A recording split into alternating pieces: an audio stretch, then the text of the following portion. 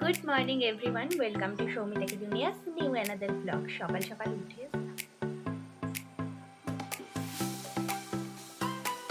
পুজো করে চলে গেছিলাম রান্না বান্না করতে। রান্না করে এসে তারপরে ঘরটা এখন একটু মোটামুটি আলো আলো হয়েছে। চলো এবার টুকটাক কিছু কাজ আছে সেগুলো সেরে নিই। ছাদটা আছে,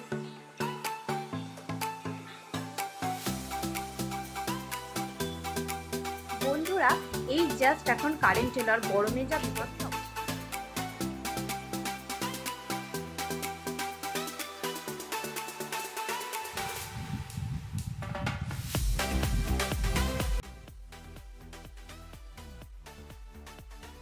good morning everyone, welcome to Soumita কি দুনিয়াস নিউ অ্যানাদার ব্লগ। সকাল সকাল উঠে স্নান করে আমি এখন যাচ্ছি পুজো করতে। চলো তোমাদের সঙ্গে একটুখানি শেয়ার করব। আমি আর আমার বর মিলে খুব সুন্দরভাবে ঠাকুরকে সাজিয়েছি।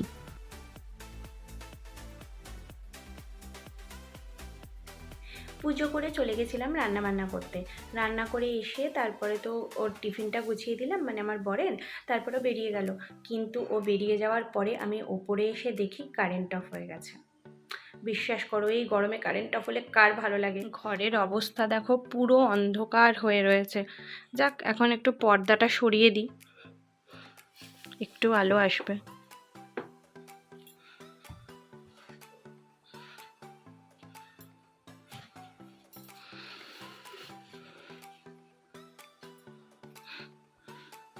এদিকেও একটা জানলা রয়েছে, এই জানলার পর্দাটা আমি সরিয়ে দিলাম, কারণ ঘরটা না ভীষণ অন্ধকার লাগছে।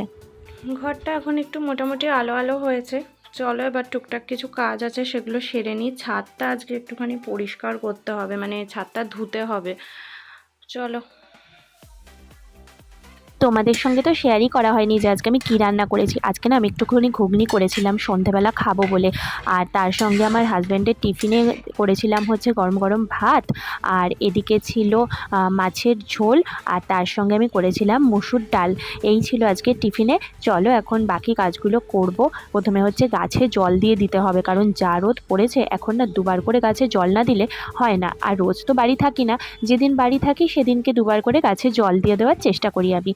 আর তোমাদের সঙ্গে খাবারের ব্যাপারটা একটু পরেই শেয়ার করলাম, কারণ তখন আর কাজের মধ্যে ছিলাম, হুড়োহুড়ি ছিল বলে তখন আর তোমাদের সঙ্গে শেয়ার করা হয়নি।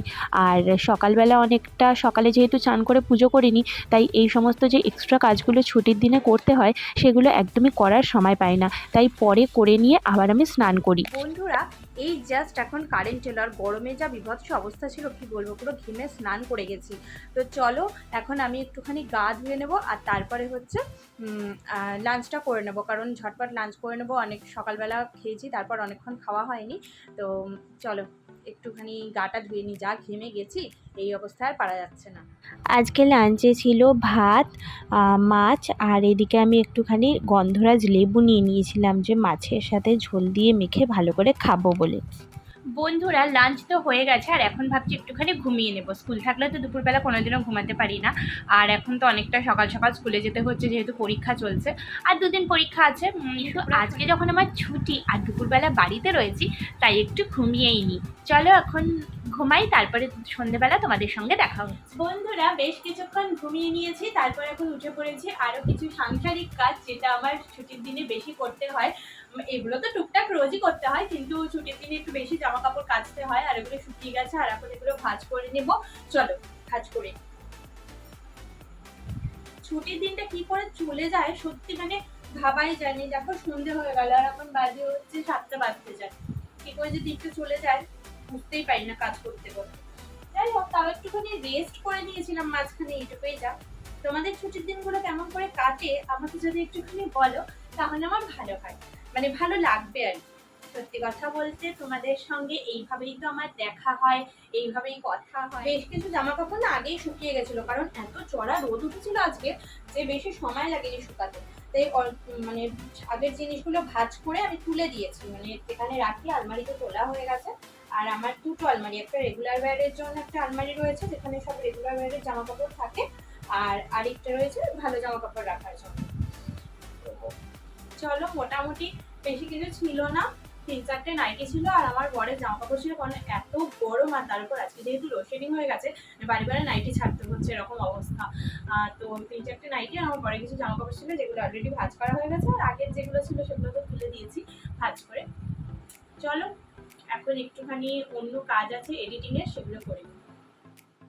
ফাইনালি আমার বর এখন চলে এসেছে আর আমরা একটুখানি গরম গরম ঘুগনি খেলাম, যেরকমভাবে বাইরে রাস্তায় পাওয়া যায় সেরকমভাবেই আমি একটু ডেকোরেশন করেছিলাম।